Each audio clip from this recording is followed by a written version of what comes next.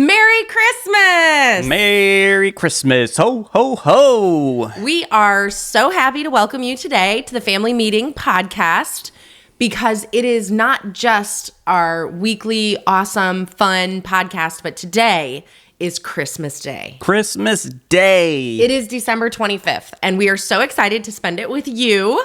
Merry Christmas to you and to your family. I hope that you are having an awesome Christmas this year. We are totally having a Christmas episode. I bet they can't even tell. No, they can't tell at all. This is the stuff that the podcast listeners miss out on and you, YouTube viewers, get to see. You get to see the hats, the Christmas dresses, the special Christmas edition of our Family First t-shirt, and these beautiful reindeer antlers. So we are celebrating. And he's got reindeer ears, too, and they're very cute. Yeah. You look like that kid from the series. I don't... Sweet Tooth. Oh, yeah, You look like Sweet Tooth. Yeah. If you've seen it, you know. If you haven't seen it, it looks exactly like me. Yes. Right now. And we are excited for Christmas. Tell us what your Christmas traditions are. We want to read them in the comments. So let us know what's going on at your house for Christmas. At our house for Christmas, it's a lot of fun, a lot of games, a lot of awesome stuff. We get up bright and early and we go down on the beach and we watch the sunrise on Christmas Day. So it is an awesome tradition. And then we read the Christmas story from the Bible. It's often like super cold down there. We'll wrap up in blankets. Even though it's Florida, it's still cold in December. It's really sweet, though. So it's so sweet. We have One a of good my time. favorite things. Have our special Christmas brunch and just a good time hanging out as family. Yeah. So I wonder what your traditions are. We'd love to hear them. And today on our episode, we're actually talking about everybody's Christmas traditions, even around the world. Yes. So that's what we're talking about today. I'm glad you're with us. Babe, why don't you start us off and let's get into our Christmas episode. Gather round, everybody. It's time for a family Christmas meeting. The Family Meeting is a show that's all about family relationships. We're the Osterkamps. I'm Thomas, and this is my wife, Mrs. Claus. Hello, and welcome to our family. Welcome to episode 222 of the Family Meeting podcast. On today's episode, it's Christmas! Merry Christmas, everybody! It is Christmas today. Today is December 25th, 2024. Yeah, it's a special year for the podcast. Episode literally falls on Christmas Day, which is awesome. And Merry Christmas to each one of you and to your beautiful families. Thank you for being part of our family meeting community. We are so thankful for you, and we are praying that your Christmas is special and beautiful and full of family and love. And we pray that you will be inspired to love like Jesus, who is the person that we celebrate on this day. Yes. That's what Christmas is all about, especially for us as followers of Jesus. We celebrate his birth today. And when we do that, we really want to show love like he would love. We want to give in a way that he would give. We want to interact with our family members the way Jesus interacted with people. He is our example. And so today we celebrate him and his birth. And on today's episode, we're going to talk about Christmas around the world. And I'm really excited about this because we are going to talk about how different cultures celebrate Christmas. Yeah, it's going to be a lot of fun. And hopefully we'll all learn something new about the people around the world and how they celebrate. But before we jump into that, we want to invite you to have a closer connection and a deeper conversation with us on a regular basis. We love what we do with the podcast, but one of the things we don't like about it is a pretty one-sided conversation. I agree, yeah. And we love when we get the opportunity to have more of a full conversation with people, and that's what our monthly members only call is all about. Every month we have a topic that we kind of discuss, similar to a podcast, but really short, about 15 minutes or so, and then we kind of dive into a full conversation, have some practical things that we talk about, steps we encourage you to take on the topic for that month, and then we just get an opportunity to hear from you and have a conversation with you. So for less than the price of what you may get a coffee at Starbucks. Yeah, it's a good deal. Like for just one, and that's the members only call for that month. And so want to encourage you to jump into that conversation and really have an input and impact on the other families in the community. And so you can go to familymeeting.org/shop and you'll see the link there for the members only call.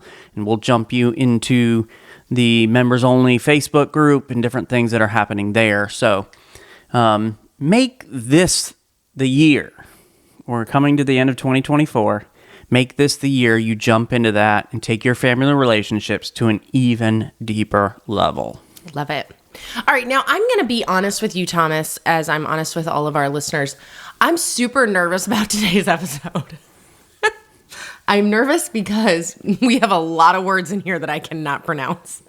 We're going to take you on a trip around the world, and we're going to look at all of the different Christmas traditions that people have out there and the different cultures, and we are going to say a lot of the words from their languages. Don't judge us. Please, you guys. And there are probably people listening who have like these linguistic degrees and they are really good with foreign languages. Or it's literally you're listening from your country and you're like, how do they not know how to say this? We are so sorry, but we don't know. We want to apologize already right now to every single culture that we insult today by totally messing up their language. But we are opening to learning, so feel free to jump on and let us know. Listen, you tried, appreciate that, but this is actually how you say that. Yes, this is how you say that word. So I'm going to start us off. Well, the thing is, we have trouble even with towns in the U.S. Like it's Illyria, when we were going to go to Illyria, so we were saying Elira. We're like going to these places to do these conferences and having really no idea how to pronounce the Thanatasasa, say it. Yeah. How do you say it? Thanatasasa. Thanatasasa. I never say it right. Yeah. But it's really tough, you guys. Okay. So just please bear with us. Please don't be offended as I say Noche Buena. That looks correct to me. Noche Buena. That sounds pretty good. Okay. So this is from Spain. Okay. That was my Spanish and it's pitiful. So we're jumping off and we're starting in Spain. We're starting in Spain on our Christmas around the world. I'm really excited. Okay. In Spain, it starts with Christmas Eve dinner. Okay. So Noche Buena is good night. I think I've got to be close on that. Yeah. Which is kind of fascinating because really for us, our celebration starts on Christmas Eve night as well. We have our Christmas Eve service, candlelight service that we do outdoors for our church. And then we come home and we have Christmas Eve dinner here. And our Christmas Eve dinner is typically shepherd's pie. Mm-hmm. Made with lamb. Yeah. And so very similar to what we do, but let's hear about what they do. Okay, so Good Night is celebrated with a festive family meal on Christmas Eve. Sounds a lot like us. This meal typically includes a variety of delicious dishes such as seafood, roast lamb, and turon, which is a national nougat sweet. A what? A traditional nougat sweet. I'm like, national? How did I take the word traditional and say national? I don't know. You had trouble with delicious dishes, so it's going to be a long episode. You guys, oh my goodness, I'm so sorry. She's worried about like the languages, foreign words, the native words. I can't read English. Delicious dishes. Oh my goodness, I'm sorry, guys. Okay, so after dinner, families may attend midnight mass. La Misa del Gallo. Oh, gallo. Gallo. Yeah, double L in Spanish. I know is not pronounced L. Okay. And then they head home to open presents. So this does sound similar to what we do. Yeah. And then Christmas Day feast is a little different. And this makes sense to me because when I hear that the meal has like a bunch of delicious dishes like seafood and lamb and other things, I'm like, wow, that's a big meal. Well, Christmas Day is more relaxed day with families just enjoying leftovers from Christmas Eve meal and spending time together. So they're not spending time in the kitchen cooking. They're heating up the leftovers from Nacho Bueno, and then they're relaxing with family. They have more family time. Okay, so it appears like they're dressing up for the meal, they're dressing up, they're going to church, they're coming home, they're opening presents, and then Christmas Day itself is just laid back. Yeah, which sounds great. I like that idea. Yeah, that's kind of nice. So let's jump over from Spain to Mexico, and we're going to be talking about La Posada. That sounded good. That sounded great. And here's what they do. This is cool, guys. They recreate Mary and Joseph's journey. And we know that journey was about between 70 and 90 miles from Nazareth to Bethlehem. 9 months pregnant. Yeah. Ugh. So I don't know that they actually go that far. But in Mexico, families celebrate La Posada from December 16th to the 24th. So multi-days, just over a week that they're celebrating this tradition. And it involves reenacting Mary and Joseph's search for shelter in Bethlehem. Families go door to door singing carols and asking for shelter. And when they are, quote unquote, let in, they celebrate with food, drinks, and sometimes fireworks. So cool. That sounds like really cool. Why do we not have fireworks at Christmas? Well, and it's so much better than like Christmas, like just normal Christmas caroling.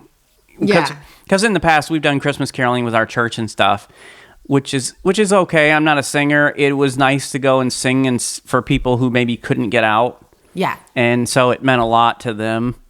But often we look at Christmas caroling as just kind of this like boring little thing when they're looking for food and drinks and fireworks. Yeah, never know who's going to let us in to party, right? So that's kind of cool. And then their Christmas Eve celebration, they gather for a late night feast, and children often break open piñatas filled with candy. Nice. They do the midnight mass as well, and that's an important part of the celebration. So you can see how those two countries have some similar traditions and backgrounds. But I like this idea of going door to door looking for a party. Yeah. Well, and especially for them, it's reenacting Mary and Joseph's journey. So it's not just Christmas caroling. Like they're it's symbolic. It's very beautiful. I like it. I think it's cool. All right, let's look at Julbord in Sweden. This is a Christmas buffet. All of our listeners in Sweden are cringing right now. I know. I'm sorry. We're so sorry. People. Okay. In Sweden, Christmas is celebrated with a lavish buffet known as julbord, which means Christmas table. Seems like a lot of these are celebrated with this giant feast and food. Yes, yeah. Which is cool. So the spread includes, babe, what do you think about this? Pickled herring. Have you ever had pickled herring? I have. Where did you have it? My dad used to eat pickled herring. Okay. And my grandma. It started with my grandma. So my grandma would have it and my dad and grandma would eat it. So of course I had to try it. It's not my thing, but it's also not horrible. Yeah. So I'm curious if any of our listeners remember Bonanza, the buffet place. Oh yeah, I do. You'd go and it was this big buffet thing. And one of the things they had at Bonanza was pickled herring. Okay. And so I remember having pickled herring at Bonanza. Would you choose it? Every once in a while. I'm shocked. My dad liked it for sure. Mm-hmm. What I remember about Bonanza, and this has nothing to do with Christmas, but is the giant block of cheese that you could get the cheese cutter and you could cut your own cheese off of a huge block of cheese. And I just thought that was cool. But I bet Bonanza's pickled herring is nothing like the Swedish. Yeah, what they're doing in Sweden. Yeah. And then they also have meats like ham and turkey. Swedish meatballs.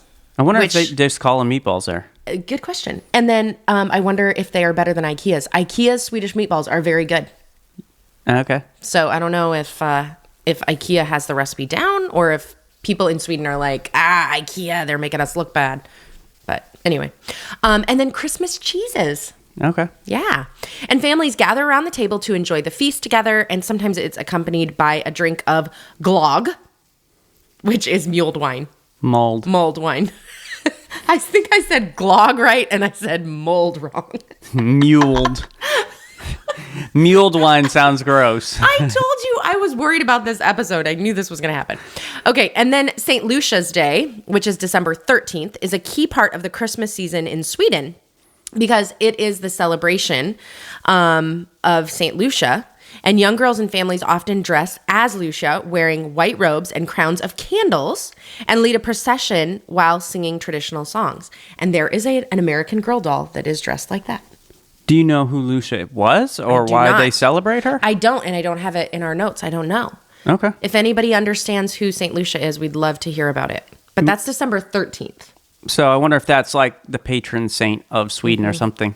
Yeah. Important to their country and to their tradition. Maybe she was good to people at Christmas time, and that's why they celebrate her then. I don't know. So jumping over to Italy, we have the Feast of the Seven Fishes. And see, I've heard of that, but I've no context of like what it is. But I've heard of the Feast of the Seven Fishes. So they call it La Vigilia. Okay. And it is known for Christmas Eve is known for the Feast of Seven Fishes. So once again, Christmas Eve, a lot of food. Families celebrate with a multi-course seafood meal. You would love this. Yeah, so I think that would be fantastic. Includes dishes like, I don't know how to say this, so Bacalao. and there's no D in there. Bacalao? Bacalao, which is salted cod, shrimp, and various fish-based pasta dishes. Which you also like. Yep. The meal is a time for family bonding and reflection before Christmas Day, which is marked by church services and a festive meal with meats and desserts. So a lot of food. I like seeing the masses and the church celebrations that are happening to honor the birth of the Savior. But it is interesting because a lot of other cultures, it sounds like, do the Christmas Eve or midnight mass. And yet here it appears that church happens on Christmas Day, which is different. Mm-hmm. And so they will spend Christmas Day with family, often including a large hearty meal, and then they exchange gifts typically on Christmas Day, whereas in other places we've seen them do it on Christmas Eve. So Italian Christmas looks a little bit like American Christmas to me. Okay, Kris Kringle and Christmas markets in Germany. Now we're off to Germany. The Advent calendar and St. Nicholas Day in Germany, Advent is an important part of leading up to Christmas, and families use Advent calendars, which contain 24 small doors that open daily to reveal chocolates or small gifts. Now this is cool because we got a really special Advent calendar for our girls for the first time this year. I mean, not that it was their first Advent calendar, but it's their first one of this kind. I saw it somewhere online, and I was like, this is perfect for our kids. Catherine, in particular, loves puzzles. Yeah. And so we got a puzzle Advent calendar, and all of the puzzle pieces come in quadrants in boxes. So you get one box per day, and you open the pieces, and that makes just one little square part of your puzzle. And on Christmas Day or Christmas Eve, the puzzle is complete, and it's a full nativity scene of Mary, Joseph, and Jesus. Yeah, which is such a cool idea. Yeah, I love it. So if your kids are into puzzles, or you can do it as a family, of course, then the puzzle Advent calendar, I got it on Amazon. But on December 6th, back in Germany, now we're back in Germany, St. Nicholas Day, children place their shoes by the door to receive small gifts or sweets from St. Nicholas, who is seen as a precursor to Santa Claus. How fascinating, I thought though. St. Nicholas was Santa Claus. They are, yeah, but they see it as something different. But I wonder how the whole situation with the shoes.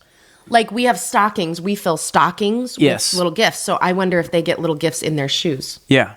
Both of which are weird. It appears that way. Like it's weird to fill socks with gifts, and it's weird to fill shoes with gifts because we know feet are stinky. So I don't know where that tradition started all of those years ago. But anyway, and then Christmas markets. So Germany is famous for Christmas markets, and families often visit these festive gatherings to shop for ornaments, drink mulled wine, which is Gullwine, and enjoy festive foods. In some regions, Krampus, a mythical creature who accompanies St. Nicholas, appears during the holiday season and as a part of the tradition. So we have Santa Claus dressed up, and I'm sure a lot of other countries do as well. Yeah. They will add in Krampus and will come. Which Krampus, for those of you that aren't familiar, punishes the naughty kids. Yes. So it goes a step beyond like, hey, be good, so Santa will bring you something. Whereas like, hey, if you're naughty, Krampus will come and get you. Yeah, it's horrific, really.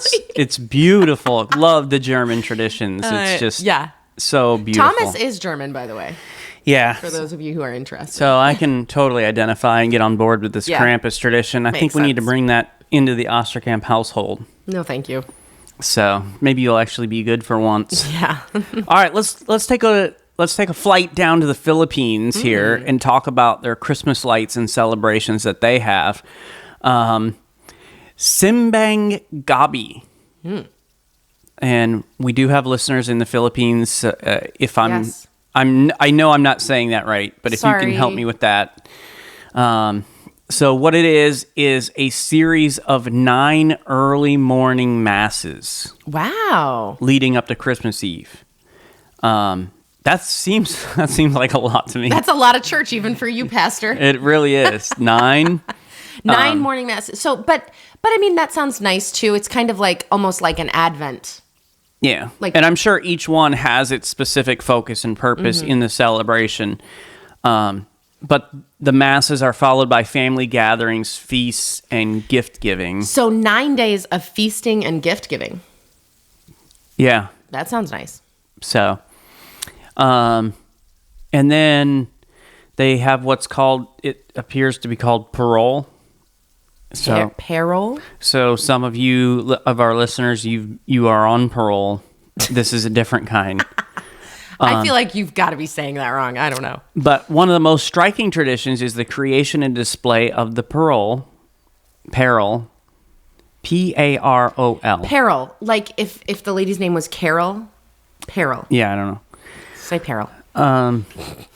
Anyways, this parole, a star-shaped lantern made of bamboo and colored paper. This sounds pretty. And these lanterns symbolize the Star of Bethlehem and are commonly displayed in homes and along streets, lighting up neighborhoods during the Christmas season. Ooh, so that's kind of a cool festive way to decorate. Yeah, and it sounds like it's something you could make yourself too.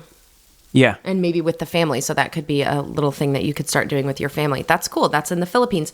Now we're going to head over to Christmas in Australia and New Zealand. So we're going quite a ways away. We're going to talk about Christmas barbecue. So that's different. Yeah. Than what we would think of here. That makes me think of our friends Troy and Carla. If anyone around us was going to have a Christmas barbecue, it'd be them. Yeah, absolutely. In Australia and New Zealand, Christmas falls in the middle of summer. So families often celebrate with a barbecue or a picnic at the beach. Oh, I like that. I knew you would. Traditional Christmas foods like roast turkey and ham are still served, but the holiday is often marked by outdoor activities and cooling off in summer heat.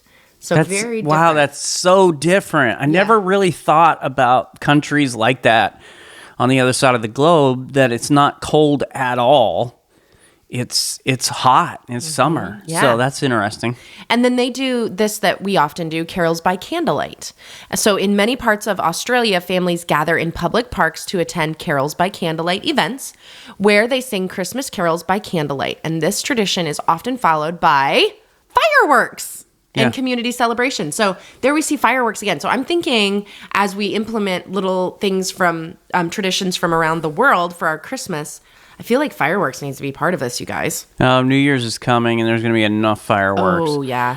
Our poor little doggy, he does not like fireworks. They must stay up late on Christmas, though, if they're doing things by candlelight and doing fireworks. Yeah, in summertime. So, yeah, because it's going to get dark way later over there. Yeah. So, I think I'd already be asleep by the time it's time for fireworks. Yes. Over in the Netherlands, there is Sinterklaas. And Sinterklaas and Zwarte Piet in the Netherlands. Christmas is preceded by the Sinterklaas celebration on December 5th and 6th. So it's already passed. But on the evening of December 5th, families exchange gifts and participate in, now here's a different word, Sinterklaasavond, which is Sinterklaas evening. That sounded good. Children leave shoes out, so here's shoes again, hoping for small gifts or candy from Sinterklaas and his helper, Zwarte Piet. I want to Google Zwarte Piet and see what that's about. What do they look like? What do they look like? Maybe it's reindeer. Yeah. I don't know. His helper. So it seems to be a person. Maybe it's an elf. Maybe So- I mean, because a lot of these traditions are like, they kind of look similar or whatever. But after Sinterklaas, Christmas is celebrated with a festive meal on Christmas Day, often involving turkey, traditional Dutch casseroles, and delicious sweets, delicious desserts. So, Okay. sounds like fun celebration. Sounds great. Okay, let's go over again to Italy, and we're going to go back to another kind of tradition that they have there, and that's nativity scenes and midnight mass. So, in Italy, the tradition of celebrating, elaborate precipi is widespread. So, precipi, what do you think, babe? How'd I do? Precipi. Nativity scenes, anyway, is what it is widespread, and families often set up intricate nativity displays in their homes, and many towns have public displays as well. And so on Christmas Eve, families attend midnight mass followed by a festive meal, and afterward, the family gathers to exchange gifts. So the nativity scenes are another added in. That's another late night thing they do, where it's midnight mass and then they have the meal afterward. I don't know how you eat at like 1 a.m. in the morning. I don't get that, but that's their celebration. People do. They do it. Over in the United Kingdom, they have Boxing Day and Christmas dinner there. So Boxing Day in the UK is the day after Christmas and is an important part of the holiday tradition. Now, traditionally, it was a day for giving gifts to the poor. But today it is often marked by family gatherings and post-Christmas sales. And of course, they still do a lot of the stuff of giving to the poor and all those sorts of things. Good, yeah. So special time of family together, do a little after Christmas shopping. And then they have their Christmas Day. Families gather for traditional Christmas dinner, which often includes roast turkey, stuffing, vegetables.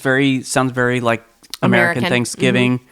But for dessert, many families enjoy Christmas pudding, which is a steamed spice cake made with dried fruits, nuts, and alcohol, often topped with brandy, butter, or cream. I wonder if kids eat this too? Well, I would assume so. Does the alcohol steam off or whatever, cook off? I don't know. I don't know how they're cooking it, so I'm not sure, but so that's Christmas pudding. I always, you hear of figgy pudding in the Christmas Carol. So give us some figgy pudding. Yeah, well, we often think of pudding as like Jell-O pudding. Yeah, like creamy. Like a creamy thing, and in a lot of places it's not. Yeah, interesting. Okay, Finland. We haven't talked about Finland yet. Gifts on Christmas Eve is what they do there. So they have a Christmas Eve feast, and Christmas Eve, which is called Joulu? Joulu, is the most significant day of the holiday season. Families gather for a traditional meal that includes roast pork, potatoes, and casseroles. Afterwards, many families go to the sauna. I like this. Yeah, I knew you would. This is your thing. A tradition that symbolizes purification and relaxation before the Christmas feast. So you get your sauna on and relax a little bit before the Christmas feast. And Thomas is withholding his laughter right now. Because I see the words he has to say next.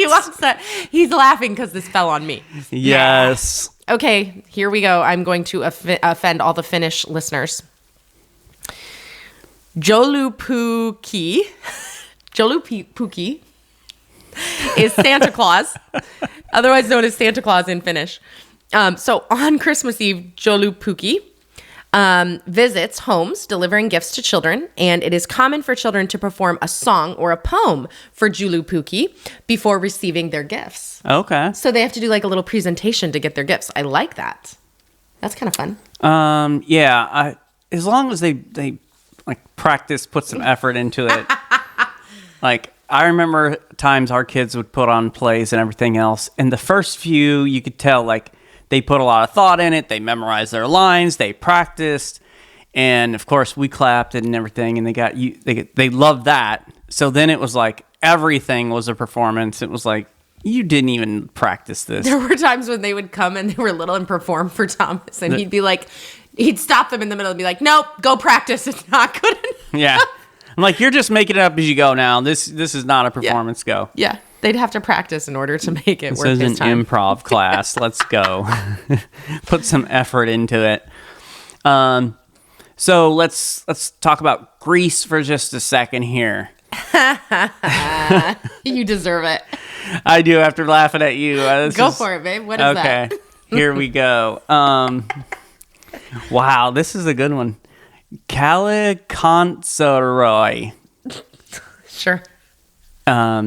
So in Greece, Christmas is a time for families to sing carols and share in some festive foods. And what do they call that?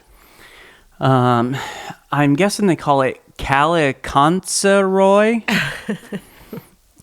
But they have a popular custom that involves children singing Christmas carols that they call kalanda around the neighborhood, often accompanied by small gifts from neighbors. So they kind of sing Christmas carols. They get a little gifts.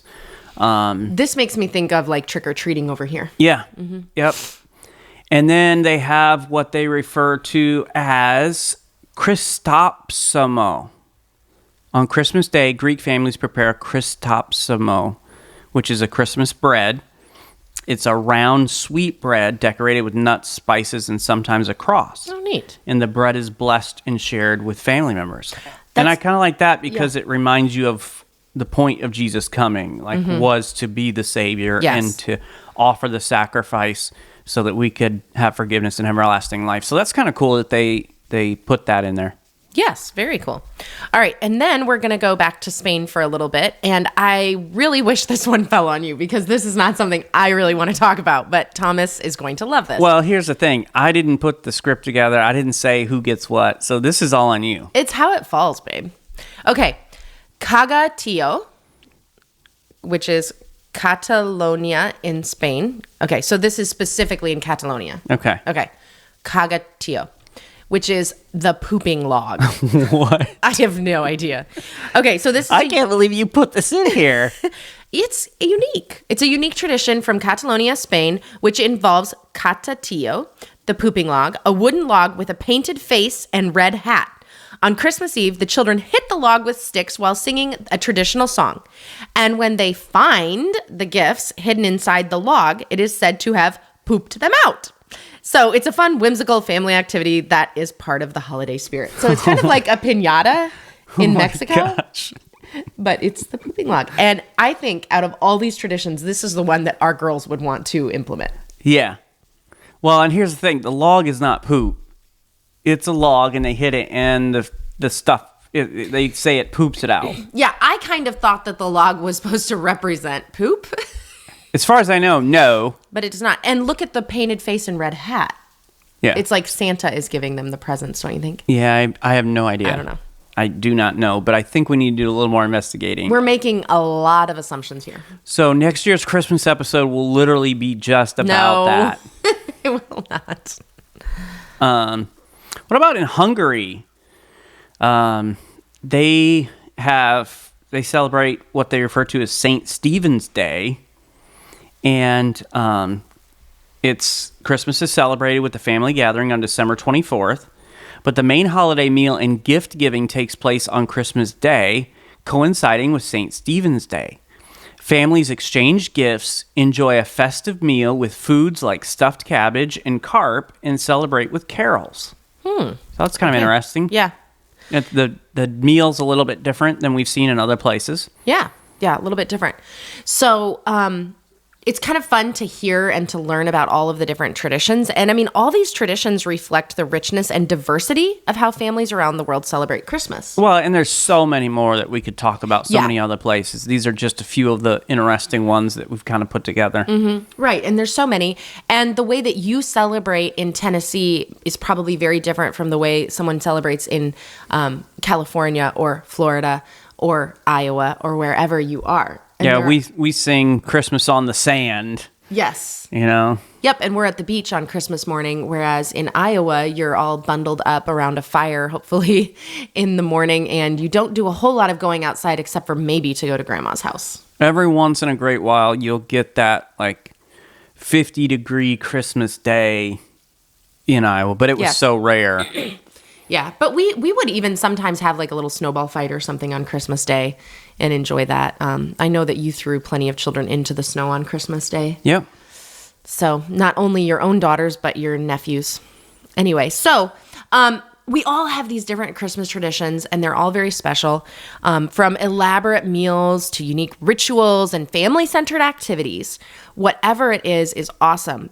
But the one thing that I would encourage you, and I know, Thomas, I speak for both of us, when we say, remember the true reason of this season, and that is Jesus. And however you can implement that into your Christmas is amazing.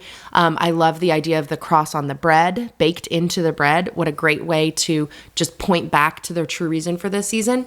I love the Christmas caroling and reenacting Joseph and Mary and finding their way to Bethlehem. There are different ways that different people can bring Christ back into Christmas. So think about how you can do that in your family. And each of these traditions offers insight into the values and cultural practices that make Christmas a special time for families, no matter where they're located. Yeah. And family traditions are awesome and important and should be done. Like, we should have family traditions, things that are special and unique to our family and to our culture. But just always, as you're doing that and as you're studying and talking about other cultures, make sure that you are remembering the true reason for the Christmas season. And that is when we celebrate Jesus' birth. And the reason that it is so awesome and such a thing to celebrate that Jesus came to this earth is because he is our Savior. He is the one who would grow up and eventually give his life for us so that we can have salvation. That is something to be celebrated. That is something to rejoice over. And so this Christmas today, I hope that you will be focused on Christ and what he has done, no matter what your family traditions and culture does around you. And for our family meeting this week, what we want to encourage you to do is just to sit down as a family and have a conversation about your Christmas family traditions and talk about the why behind it. So whatever that may be, like maybe it is a certain meal. Like we have certain meals where Christmas Eve, we typically do our Christmas Eve service. So by candlelight? Yep, here at Beachside, we do an outdoor Christmas Eve candlelight service where we sing Christmas carols and we hear about the coming of the Savior. We give the gospel to those who attend. And Christmas Eve services are often a part of people's traditional Christmas.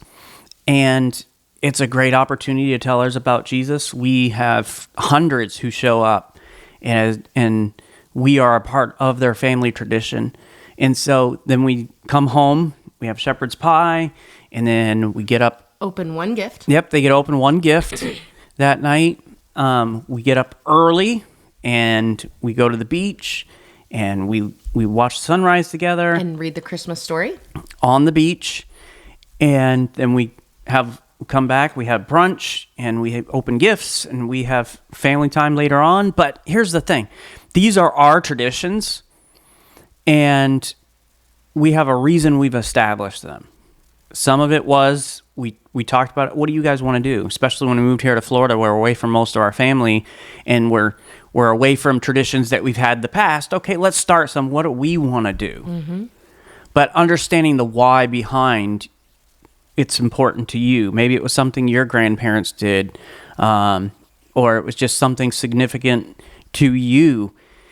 And helping them to understand that, the why behind these family Christmas traditions, and maybe you want to start some new family traditions. Maybe you hear about some of these things that are happening in other places, and you're like, you know what, that'd be kind of fun. Mm-hmm. You know, to maybe every year we're taking something from another place, different culture, different people, their tradition, and we're kind of exploring it ourselves and making it a part of what our family does. We have my very best friend Ryan and his family. They don't have the same traditional meal at Christmas time every year. Every year it's something different, some other theme behind it. I forget what they're doing this year. Did they do Dr. Pepper themed one year? Yeah, and all the foods had Dr. Pepper associated with them somehow. So they did like a Dr. Pepper glaze on a ham and just different things like that. Yeah. So I think that's kind of unique and it's kind of fun, and it makes it something that their family remembers and looks forward to. And so just talk about those traditions. What is important to you? What have you done? What would you like to do? Mm-hmm.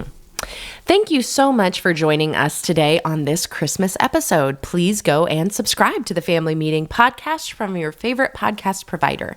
And if you found this information helpful, please share this episode on social media and invite your friends and family to listen in with you. To find more content and information Lysandra and I provide, you can go to our website, familymeeting.org, or email us at info@familymeeting.org. If you'd like to shoot us a text or call us, you can send a voice message at 904-257-3062. And we want to invite you to join us next week for our next family meeting as we talk about family meeting in a year in review. Yeah, and we're just going to talk about what the Lord has been doing through the family meeting, and we're going to share like our favorite episodes from the year and just kind of look back over the year and celebrate what the Lord has done. Yeah, and then we're going to be looking into 2025 because our next episode is January 1st. It is 2025. And so we're excited about what's happened, looking forward to what's going to happen, and all the ways we're going to be able to connect with one another, help each other, grow in our family relationships together. Thank you for being a part of this, and we'll see you next time. Have a great week, everybody. This meeting is adjourned. All right. Well, Merry Christmas episode to you. Thank you for joining us for the recording of this episode, this very special Christmas episode. Yes. And as we said at the beginning, we would love to hear about your Christmas traditions, or maybe share with us the Christmas tradition we talked about today that you want to implement into your home. Maybe it's fireworks. It's probably the pooping log. Maybe it's the pooping log. Maybe it's Christmas caroling as Mary and Joseph. I don't know. I would love to hear, though, from you. What do you want to implement in your family this coming Christmas in the future? We'll see you next time. Bye-bye.